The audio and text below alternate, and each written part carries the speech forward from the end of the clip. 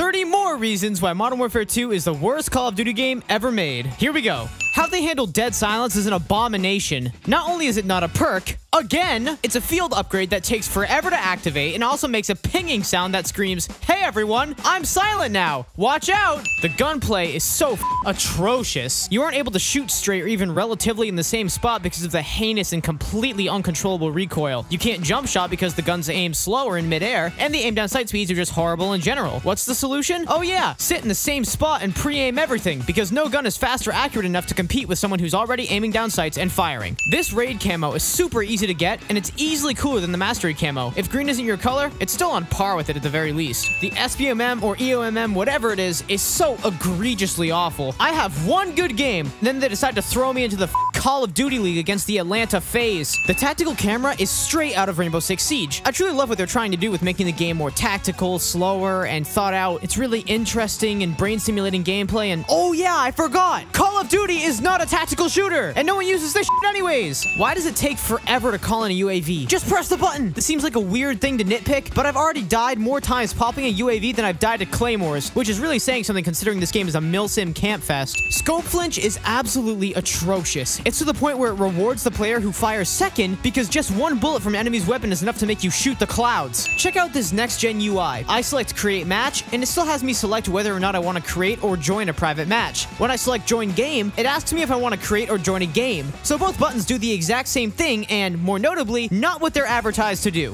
Red dot sights are useless. The weapons kick and the screen shakes so bad that your dot just jumps around your screen like Bugs Bunny. Like, holy shit, where am I even aiming? I miss when there was legitimate recoil control and you were rewarded for being able to track your opponent. You know, using skill. They didn't just ruin bunny hopping, they destroyed it. And Activision really said, oh yeah, and while we're at it, let's just make jumping useless by slowing down the aim down sight time and making the reticle fly off the optic when they land. I know I said this in my last video, but the jumping aim down sight penalty is the worst idea they've ever conceived. It's an obvious and direct attempt to penalize more highly skilled players by slowing down their jump shots. This change irritates me to my core just thinking about it. And going back to any other COD and having the gun actually be normal when aiming down sights in the air is such a nice feeling that I never knew I took for granted. All in all, this mistake is easily worth 2, hence me putting it in 2 videos. Focus is a terrible bonus perk. Not only is it useless unless you're camping, you also have to wait 5 minutes into the match until you get a useless ass perk anyways. The survivor perk is so annoying. Why did they add it into this game? Why?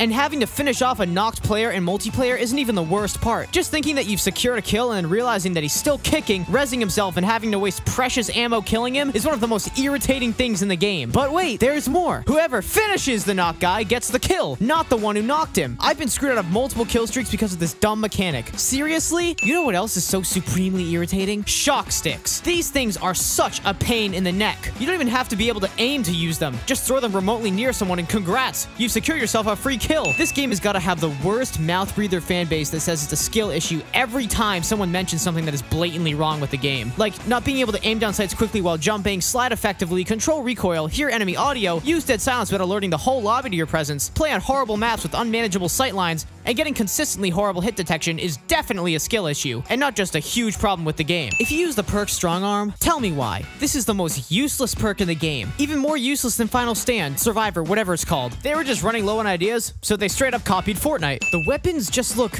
boring and too similar to each other. Am I the only one this bothers? And the worst part is that the guns they copied over from Modern Warfare 2019 are just way uglier, worse versions of their beautiful and aesthetic counterparts in the prequel. The KV broadside actually exists. Why did they keep adding automatic shotguns with enormous magazines? Who keeps doing this? Give it a rest already. That shit is so irritating. The dual Kodachis are so much worse than the knife. You sacrifice speed for range, but the range isn't even that much further and also isn't long enough to be a good trade-off for the speed sacrifice. At least they look remotely cool. Tear gas is so infuriating and blatantly overpowered. It's like a stun grenade that triggers instantly in a humongous area. Getting hit with this tactical means, in 99% of situations where your opponent has a brain, certain death. Farm 18 is actually not a bad idea on paper and seems like a half-decent map, until you run around the entire outside perimeter and ask, huh, where is everyone? And then it hits you. They're all camping inside the huge Rainbow Six Siege building smack in the middle of the map with fire shotguns and deployable cover. Shoot House is a great map, but because the movement is so awful and fast-paced play is widely punished, the open lanes and long sightlines are impossible to play, and because that's the entire map, you just die to campers the whole time. And also, there's always someone mounted on this window, and because the recoil is so apeshit, you can't beat them. Also, with the doors and claymores that you can just plant behind them, it's virtually impossible to beat someone who's camping up there if they're a bad enough person. Himmelmatt Expo is an awful map. It's so big, and you can't possibly cover all the angles you can get shot from. Not to mention, it's so slow and boring, and everybody camps. Who keeps designing these maps? Like, they're sort of fun for search and destroy as long as you don't push B-bomb. I repeat, do not try to plant on B. You're dead before you reach the stage. Vondel Waterfront is another map that could have been great until they added too many buildings, doors, and long sight lines that can be camped and sprayed into. The amount of times I've died to someone proning in the bushes at the end of this lane almost made me put a hole through my wall. They didn't make a brand new map, original to Modern Warfare 2022, that was actually half decent until Season 5, when they released DRC Zone 1, which was surprisingly decent, but the fact it took them this long still makes it a mistake. This game was released with 10 6v6 maps, and 5 of them are remotely tolerable, 4 of them are insufferable, and 1 of them is the worst COD map ever made. They invested precious development time creating the helmet camera angle that nobody uses instead of improving something that was lacking, like maybe their horrible anti-cheat, the awful UI, the ugly-ass perk system. Please, anything besides a new camera angle. And I already know the Milsim fans were raving over this. If the game was actually half decent, maybe I'd consider praising it. This camo was called Neon Loud, and it was actually neon at one point, until for some whack-ass reason they decided to change it to this really boring, dull shade of vomit green that is no fun to look at. They should have called it, I don't know, Dull Quiet?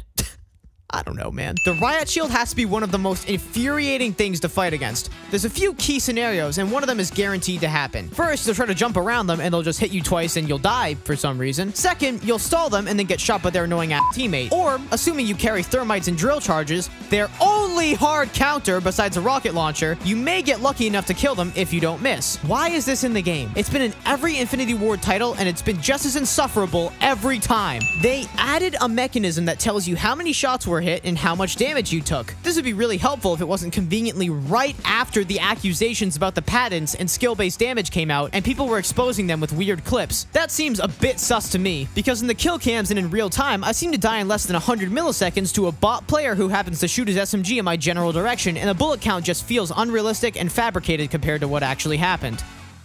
Well, that'll cover it. And I actually have 55 more on my channel if you want to check that out. These videos are really fun to make, but they take a lot of time. So if you could support me in any way by commenting, liking, subscribing, that would be awesome. If you have any other things why this game sucks, comment it down below because I took a lot of suggestions for this video. But anyways, that's all I got. Take it easy.